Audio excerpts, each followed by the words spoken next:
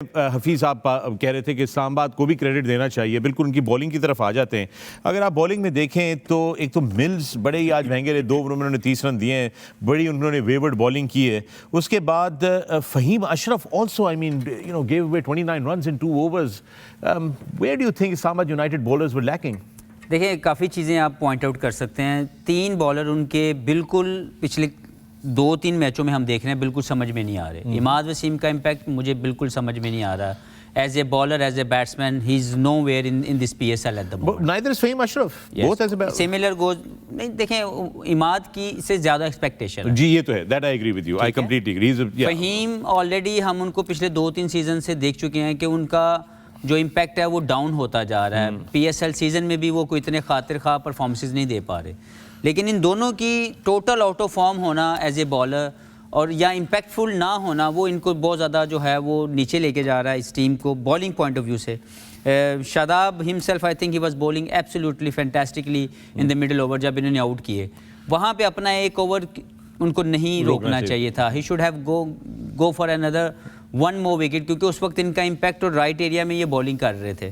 مجھے لگتا ہے کچھ اگین ٹیکٹیکل ایررز ہیں۔ پھر حنین شاہ سے 18واں اوور کروانا اور تائمر مل سے جو ہے، حالانکہ ان کے اوور پڑے ہوئے ہیں، یس ان کو پہلے اوور میں اگر مار پڑی ہوئی ہے تو آپ ٹائمر مل کو کروائیں گے 18واں، حنین کو کروائیں گے 19واں اور 20واں پھر ٹائمر مل کر سکتا ہے، یا آپ کے پاس آپشن تو رہے گی نا۔ ایسے ہی ہے، لیکن آپ نے بالکل اپنی آپشن کو بند کر دیا کہ آپ کے تینوں بالر کو بالنگ کرنی پڑ رہی ہے۔ تو یہ مجھے لگتا ہے کہ ٹیکٹیکلی لاسٹ 3 اوور کے اندر اور اس سے پہلے بھی جو مختلف جو انہوں نے اوور کی یا اپنے جو ٹیلنٹ تھا ان کے پاس بالنگ کا، اس کو جیسے یوٹیلائز کیا، I think again they making some very bad tactical errors۔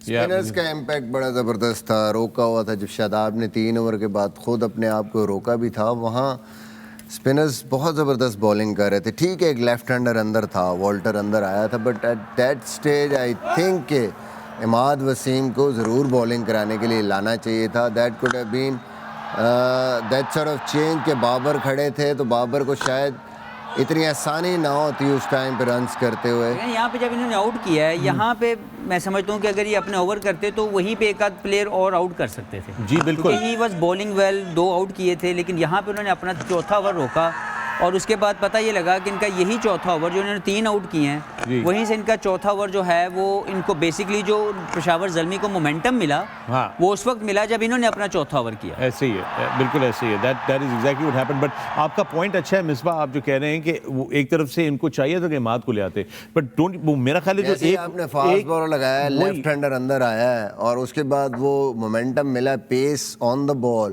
آپ کو پتہ ہے بابر یوٹیلائز دیٹ، 1-2 باؤنڈریاں لگی ہیں اور اس کے بعد وہ مومنٹم جو ہے ایک دم شفٹ ہوا۔